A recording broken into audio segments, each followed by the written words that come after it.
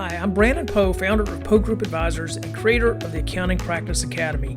You are listening to the Accountant's Flight Plan podcast, where we talk about stuff in the accounting world. If you're looking to buy or sell a practice, we are the premier accounting practice intermediary firm in the industry. Check us out at pogroupadvisors.com. If you're a firm owner looking to build a more profitable practice while actually reducing owner hours, sign up for our practice management workshop, which only runs a few times per year. Learn more at accountingpracticeacademy.com. So welcome to the Accountant's Flight Plan podcast. Today I've got Brandon Hall. He's also known as the Real Estate CPA. And Brandon, you worked at PricewaterhouseCoopers and E&Y prior to launching your own CPA firm, which is Hall CPA. And you're a CPA, national speaker. You're the founder and CEO of the Real Estate CPA.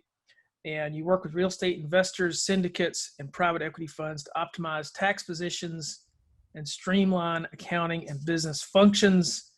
And you also invest in multifamily properties personally. Brandon, welcome. Thanks for having me on. Yeah, that's a cool resume. You've got quite a bit of interesting, varied experience for a young guy. Give us a little bit of background, like, how did you choose accounting? What brought you to that decision? Yeah, I went to school at East Carolina University, and I was trying to figure out what I wanted to do the first year. I think I had selected economics or maybe law or something as my major.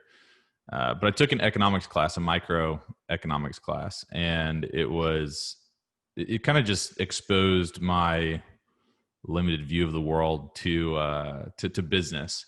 I'd always been kind of interested in business, but that class, for whatever reason, just really hit home for me. So I immediately switched to an accounting and finance double major because I still wasn't really sure what I wanted to major in. So I just said, I'm going to do both, and then I'll drop one later. And I ended up not dropping one, so went all the way with both. But so that was kind of the start. Just kind of happen chance. I mean, I'd always kind of been interested in business. I had run like a little mulching business. I say business, I had like 2 clients. A lawn care business where I mowed a couple lawns during the summer. Just always trying to figure out like how to make money, how to kind of, I don't want to say game the system, but that's kind of what it was. You know, it's you're a kid, you're trying to figure out like how to get cash with very little effort so that you can go out and hang out with your friends and do fun things. Yeah, cool. Yeah, I did all those. I did the lawn care and I had a paper route growing up, and and I always enjoyed economics. Like I never thought about majoring in econ, but I really enjoyed economics. So you know what's funny? So when I was a kid, I played a video game. It was a big multiplayer video game. You like have a character and you build up the character skill sets over time. So you got to like go and, chop down trees and kill monsters and all that stuff. And what I realized, I got exposed to the economy within the game because you can trade with other players. And I started exploiting the economy. There was like a little way that you could basically trade things that you knew were one thing. Anyway, without getting into it, I loved the economics of it. And my mom would always get so mad that I was like spending all this time, but I really wasn't even playing the game. I was just sitting there watching my game's bank account go way up. So maybe that was really my first exposure to accounting and finance. That's funny. Well, do you feel like getting that finance degree in some ways made you more interested in real estate? Yeah. I think that without the finance degree, I wouldn't even know that real estate was a thing. One of the classes that I took, the professor was a real estate investor. He had about 100 properties. And so when we were going through all of the different financial models and formulas that he was teaching, it was a really tough class. But while we were going through it, he was applying the real life scenarios that he's created through his own investing. And that I had a lot of conversations with him, and that made me realize that real estate is a really cool wealth building tool. I remember I called my parents, this is like junior year of college. I called my parents up and I was like, you guys got to buy real estate. Yeah. They started buying some real estate and I was like running the numbers for them on the back end. And then the rest was kind of history. Oh, that's interesting. Well, I was going to, one of my questions was, you got your CPA firm. So you get out of school, you go to work. Did you go to work for one of the big firms right away, right out of Mhm. school? Yeah. Price Waterhouse. And um, you start your own firm. Now, when you started your firm, did you say, "Hey, I'm going to develop a real estate niche," or was it sort of accident? You did, so it was intentional. Yeah. Yeah. So 3 months into my corporate career, so I graduated college 2013, started with PwC in their federal consulting practice. And I was about 3 months in where I was doing the whole, like, what's my passion and my purpose, and what the hell am I supposed to do with my Yeah, life? I've got this big long runway in front of me and I'm not sure which direction to go. Corporate world was just not for me. I didn't feel like my ideas were heard or even wanted to be tested. I had like kind of come up with a couple solutions, and the team that I was working on was like, absolutely do not pitch that to the client, and you're not allowed to talk to them and all this stuff. And so for me, it was just like, that doesn't make sense. I feel like I'm smart. I feel like I can pitch in, and nobody cares. Now being a firm owner, I also have a little bit more perspective, and I would probably tell myself, hey, chill, your time will come. But yeah, anyway, so that kind of catapulted me into this, well, I'm going to buy real estate because my parents have been buying real estate for a couple of years now. So I'm going to buy real estate because it works. I can create cash flow and I can quit my corporate job. And I found a website to help me do that. It's called biggerpockets.com. It's big. It's this big, like, real estate online forum. So I went on and I started asking questions about how to buy real estate. How do I make sure that the economics make sense? What do I need to watch out for? It seemed like a very big undertaking at the time. And through that, I realized a lot of people were asking tax questions. Now, I didn't have any experience in tax, but the questions they were asking didn't seem that complex. And I was studying for the tax piece of my CPA exam at the same time. So I'm working at PwC. I've automated about 80% of my workday, but you have to stay there to, quote unquote, build a client, which then we have ethics questions. But anyway, so I've automated a lot of my work, and I'm sitting here going, I'm like twiddling my thumbs, trying to figure out what to do with the rest of my day. So I go and start answering a lot of questions in the Bigger Pockets forums, a lot of tax questions.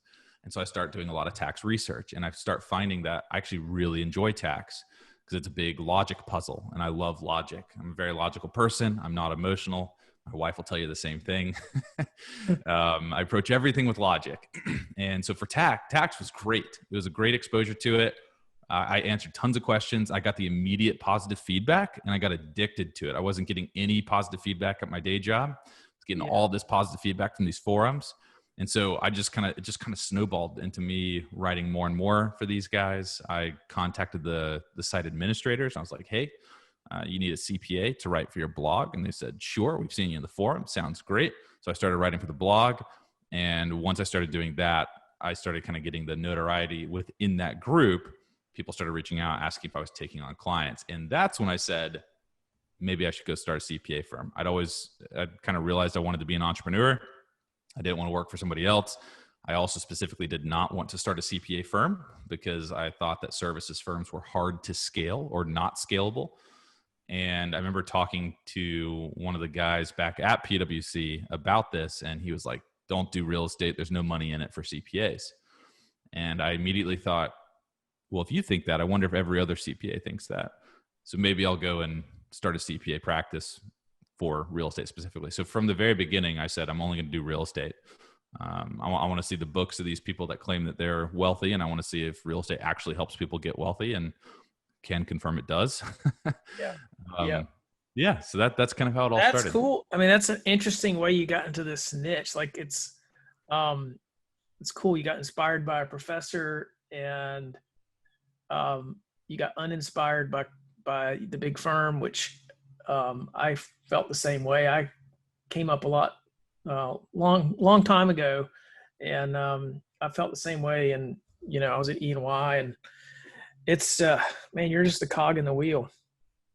You really are, and at the time I had a lot of animosity. I mean, I really thought that PwC did me wrong.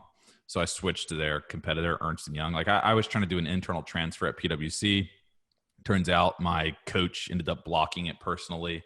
And I was like, F this, I'm out. One of my buddies worked at Ernst & Young right up the street, same practice, called him up. And he was like, absolutely. 2 weeks, I was gone. I was over at Ernst & Young. And of course, that made all the PwC partners mad.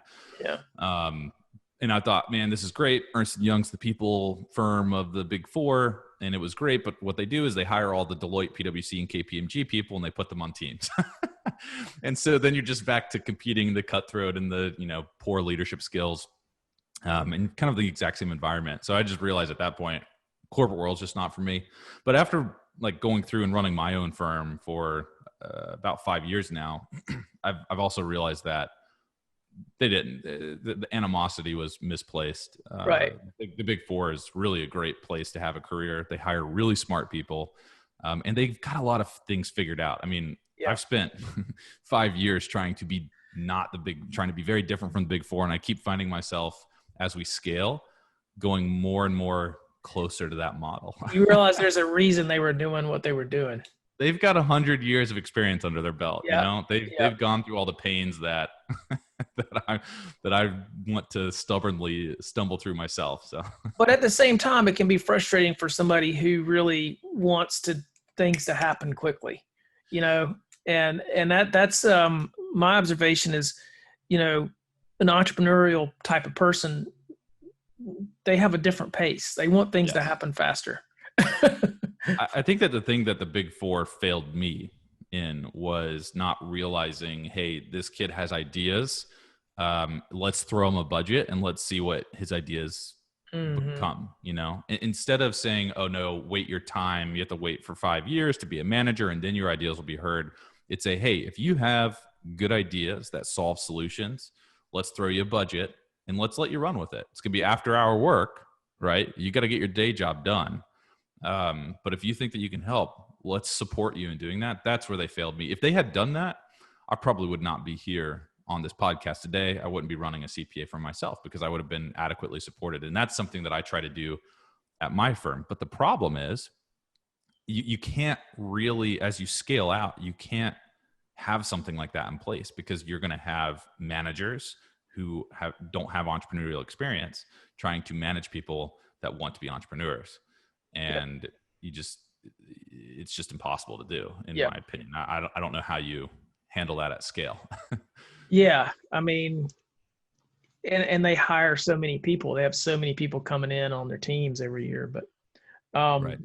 Well, all right. So let me ask you this. So we see a lot of practices, and a lot of them are very, what I would call generalist practices.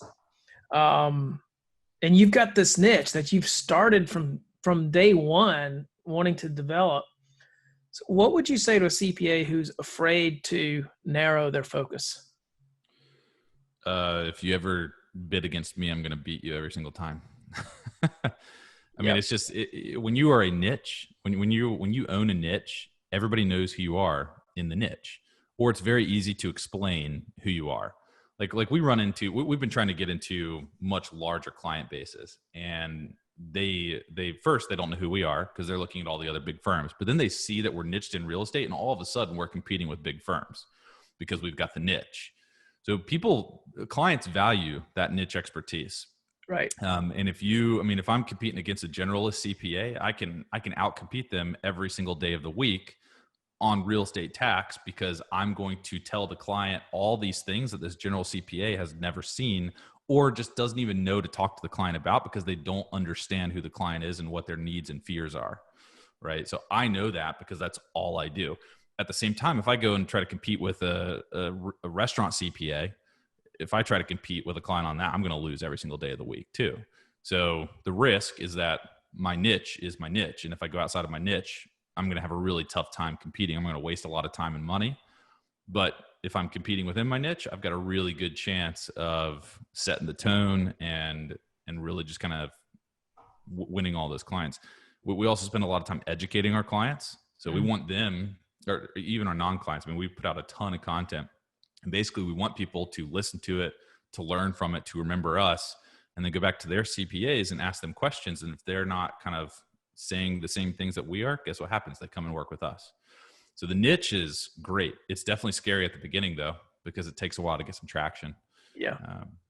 Yeah. Yeah. I mean, we're a niche, we're business brokers, but we only deal with CPA firms. So I've been in the niche for a long time, and I know what you mean.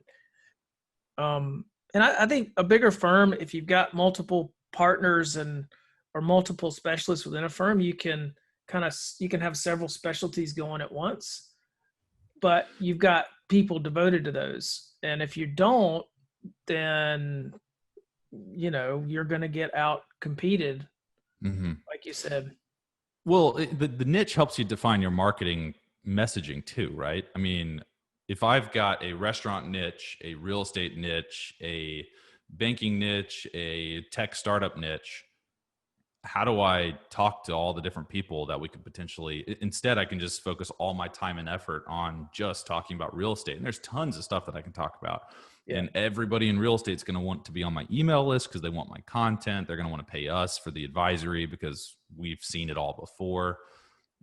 It just allows you to really hone in on your target market and communicate really good value to them.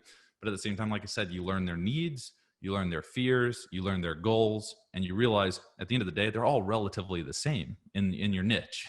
Yeah. But the same thing with you, Brandon. I mean, if I'm going to sell my CPA firm, I'm definitely not going to go and find somebody that's just a local general business broker that's selling hair salons and flower shops. Right. Why would I do that? I want to maximize my value. So I'm going to go find somebody that only works or has a significant portion of their book of business being CPA firms. That just makes perfect business sense, right? Yeah. It's the same thing though in your practice. I can be a generalist CPA and charge $500 per tax return, or I can niche in real estate and people will pay me $2,000. Yeah. Yeah.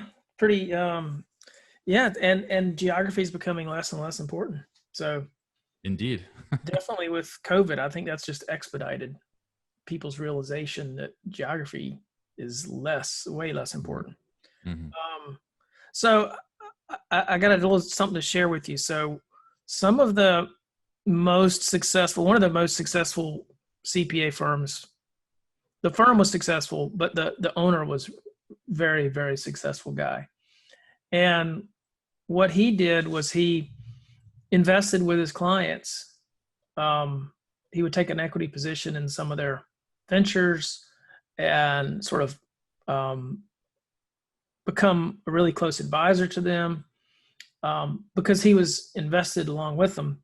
Mm-hmm. He became really successful, and I've seen others do that. And it sounds like you're doing that as well, or you're investing in real estate separately. Like, how are you finding sort of the real estate business compared with the CPA business? And do you see that real estate portfolio and earnings becoming a bigger part of your overall income? Yeah. So right now I'm investing separately. Mm-hmm. There was a client in our client group that approached me to start a capital group a few years back, and we did do that together. So we invested in a couple deals together, but that's come to an end. And it wasn't supposed to be a long-term thing. So yes, we've thought about that. We've actually thought about trying to figure out how to create like an employee fund at our firm, because all of our clients are doing these big real estate deals. They all need capital. So we're sort of in the works or in the middle of trying to figure that out, because it's a great way to align yourself with the client's interests and build wealth at the same time. The question is, of course, conflict of interest and ethics, and that's what we're trying to weed through right now, just to make sure that that's something that we want to do. But at least for us, most of my team invests in real estate. I've got 17 employees, and between the 18 of us, we have over 300 properties owned. Wow. Yeah. I mean, it's cool. And most of us are pretty young too. I mean, I'm turning 30 here into September. I think most of our staff are anywhere between 28 to 35. And we just love real estate. We love it. We love everything about it. And because we invest in real estate, because we love it so much, we can talk to our clients in a much different manner than CPAs that are not investing in real estate. It blows my mind how many CPAs will tell their clients, don't invest in real estate. It's a bad deal. I mean, clients don't want to work with people like that. They want to work with people that can lay it out for them and be supportive in helping them make decisions. So I think that that's really kind of helped us see eye to eye with our clients. But niching in real estate and investing in real estate has also really helped me understand what works and what doesn't work from an investor perspective. Like I've learned that the real estate deals on the market are good, but they're not the best. The best deals, you have to spend $2,000 sending out letters to all the owners in, a 3 square mile radius. And 2 of them will give you a call and hopefully you buy one of their properties way below market value. I've learned that building property, buying a $70,000 single family home that's vacant and in really bad shape, tearing it down and building something brand new is a really good economic opportunity and wealth building opportunity. So I think it's just getting exposure to that side and all the different opportunities and just seeing it over and over and over and over and over again to really understand what works and what doesn't work over the long term. That's really what I would say has helped me understand how I want to invest in real estate. Interesting. So you talk about your clients. For you, what does an ideal client look like? What's an ideal client profile and why? Yeah. So an ideal client is going to be somebody that is buying larger real estate assets, so commercial or multifamily assets, and doing it at scale in the sense of they've got 10, 20, 30, 40, $50 million that they are applying. So we're talking about syndicates and funds. The reason that we like those people is they value accounting services. They need them and they value them because they have to report to their investors and they want to look very professional in doing so. They really value your advice because they don't want to handle that side of the business. They would rather just pass it to you and then track a few KPIs, get some reporting. So we get to work a little more autonomously. So really just on that business to business side, that's what we call our B2B side. Our consumer side, which would be like individual landlords that have 5 to 10 to 20 properties. We do a lot of that type of work too. But what we find is those people are price sensitive. They're very in tune to cash flow. So they're price sensitive as a result. They want their portfolio to pay for our fees. And they're very emotional buyers. They're not buying with logic. So on the larger guys, they buy with they vote with their dollars, right? So they're going to buy the best firm because they know that they can re-raise capital from their same investors if they produce great looking financials and everything makes sense.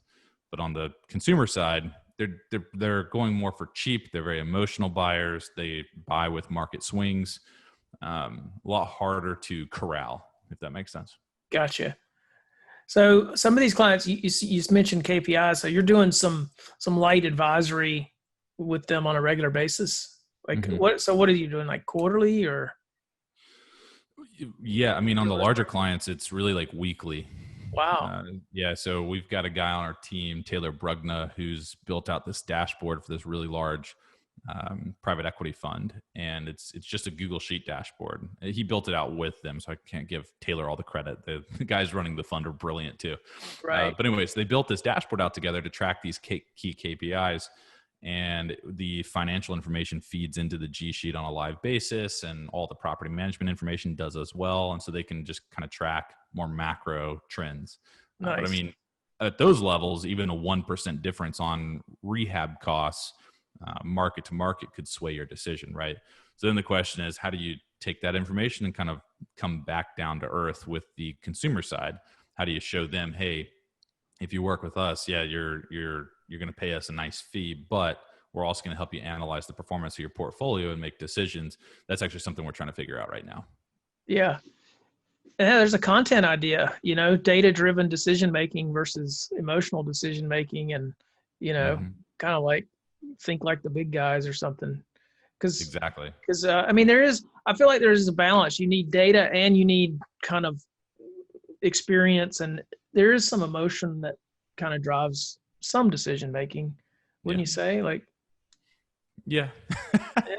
No? Yeah. I mean, I think that what I've always tried to do in growing my firm is to put my emotions aside and just think very logically about the business and what the business needs to continue scaling and growing. And that's tough because sometimes you're playing with people's economic security, right? Like you're thinking about, should I fire this person or should I not? And that is, to an extent, there is emotion that comes with that. But if you can really put the emotions aside, I find myself having to also set my ego aside. If I can do that and just think about it very logically, then I think that the result is better decision making at the end of the day. Yeah. Yeah. It's, one of the best examples of data-driven decision making is just the old-fashioned A/B testing. Mm-hmm. And we do that with our emails. It's like sometimes we'll come up with two subject lines, and the subject line you think would resonate ends up getting way less opens than just some stupid one that you came up with to try. It's funny, like whenever I do the A/B testing specifically, it always reminds me that I am not nearly as smart as I think that I am. Yeah. Yeah. So yeah, definitely. Yeah.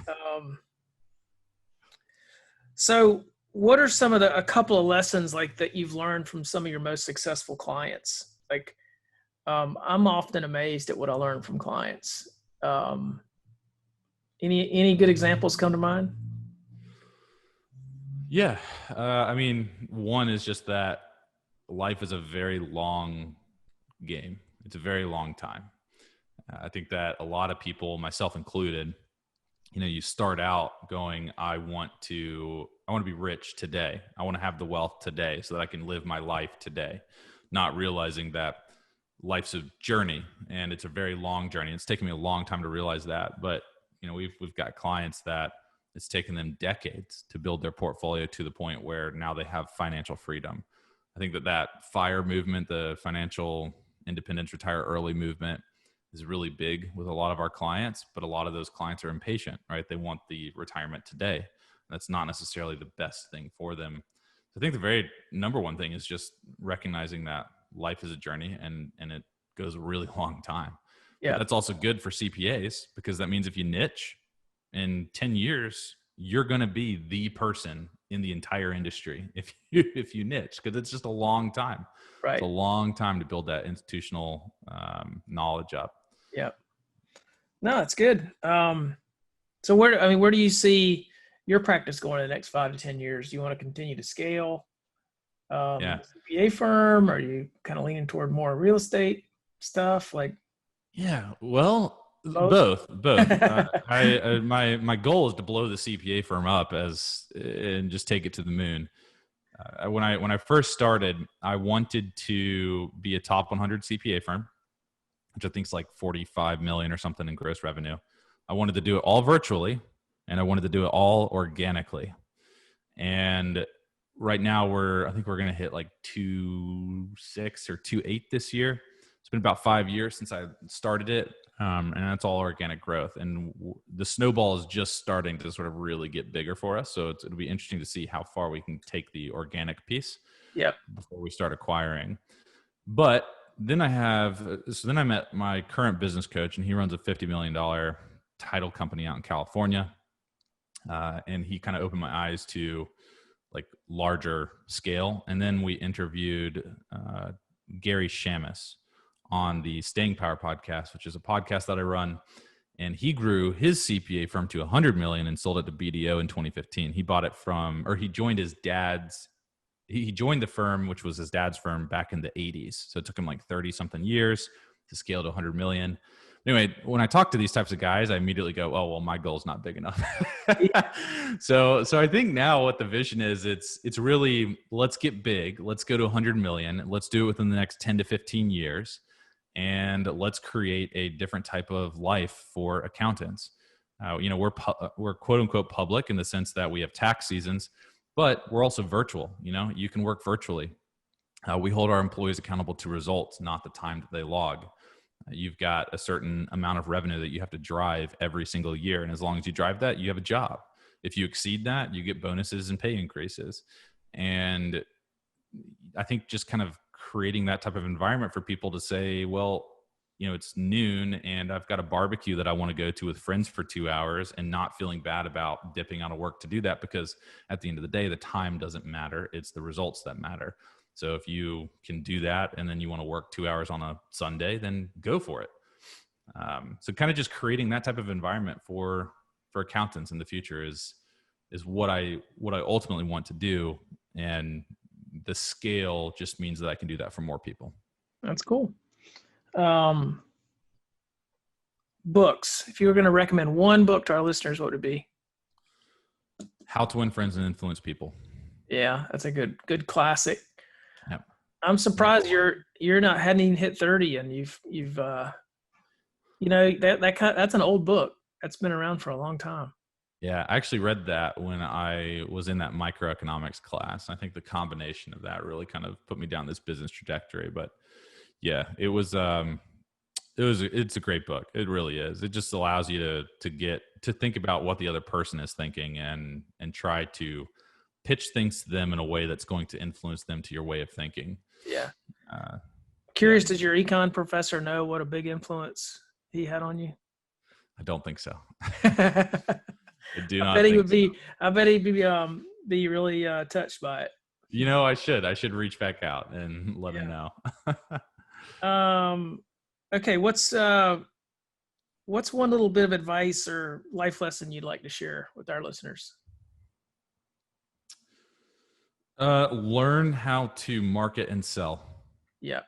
If you want to scale, actually, I'm assuming that your listeners are interested in running CPA firms. So maybe that's a bad assumption. But if you are interested in running any sort of business, the highest and best use of your time is marketing and sales. It's nothing else. Yeah.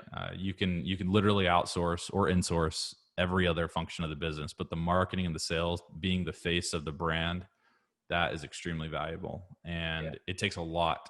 It takes a long time to learn, a lot of time. The cool thing though about professional services is that not a lot of professional service owners are good at marketing and sales, meaning that you can, if you get good at it, you can dominate a market, and you don't really have to sell people on buying your product because you sell services. And if you can demonstrate the technical expertise to potential clients, then they're much more willing to buy versus like trying to get somebody to buy a widget of some sort.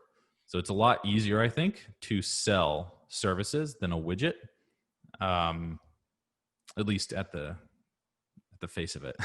Yeah. I always heard the quote, like, nothing happens until a sale happens. Like nothing else in the business takes place without that sale. Right. Well, we're currently thinking about launching like a little education platform, because we're finding ourselves like kind of having the same repetitive conversations with new clients. And so we were like, what if we do this at scale? And one of the people was like, oh, no, one of the folks on my team was like, no, people won't pay for that. I was like, yeah, we'll see. And last week I sold four of those packages. We haven't created them yet. I have no idea what they're even going to look like, but we sold them. And I can help you offline. We just created Accounting Practice Academy, which is a cool virtual workshop on practice management. And it's a lot of work though. I will tell you, creating a workshop it's anyway. Yeah. Oh yeah. I mean, I would want to build this out to be like a really large piece of our business, like an education platform and a membership site on the back end. It's part of my like overall vision to service the consumer market a little bit better than like one-to-one touch points, which maybe is a different story for a different day. But yeah, I mean, I think that the point is just, having sales skills and marketing skills allows you to connect with your potential customers a lot better. Kind of gives you an abundance mindset. Like it's not a I can't, but it's a how can I sort of conversation. Like even in our firm, we have. I try to celebrate sales and try to make us a growth-oriented and sales-oriented organization, but it's hard to do. It's hard to do because a lot of tax and accounting folks are focused on being tax and accounting experts, and that's what they feel is most valuable, but it's not true. I mean, they have no work if you can't sell it. So it's just, if you're going to run a practice, it's just understanding that sort of mentality, making the mental shift to, I need to be the best salesperson that the world has ever seen for an accounting practice or legal or professional services or whatever. And it just takes time. It takes a lot of failure, a lot of repetition. Yeah. Reminds me of the E-Myth. You talk about technician versus the business owner. I don't know if you've read the E-Myth, but that's a good one. Yeah, I have. All right, Brandon, man, this has been a really energetic conversation. Love just what you've done in such a short period of time, and really appreciate you coming on our podcast. What's the best way for people to follow you or connect with you? Well, so we sort of talk through pains that entrepreneurs face on the Staying Power podcast. So you can check that out. We talk to small and large business owners, which is pretty cool. You can also check me out on LinkedIn if you want to connect with me. I think it's just Brandon Hall CPA on LinkedIn. So either one of those places. All right. Awesome. Well, thanks, man. Thank you. I appreciate you having me on. Thanks for listening to the Accountant's Flight Plan podcast. If you like what you heard today, please follow us so that you can get updates when new episodes are released, and share our podcast with your friends and colleagues. You can also follow Poe Group Advisors on social media. Please visit our website for more information at poegroupadvisors.com.